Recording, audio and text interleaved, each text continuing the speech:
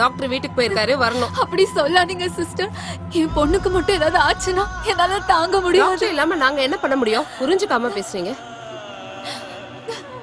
இங்க பாருங்க, இங்க நின்னு நீங்க அலறதுனால ஒரு பிரயோஜனமும் இல்ல. குழந்தை பிழைக்கணும்னா நீங்க பெரிய ஹாஸ்பிட்டலுக்கு தான் கூட்டிட்டு போய் ஆகணும்.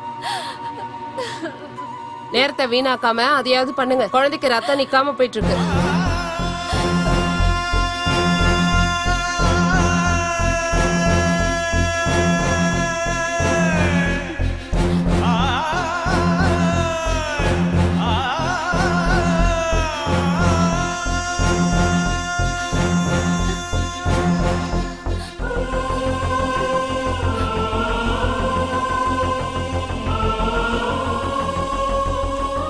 டாக்டர், என் குழந்தை.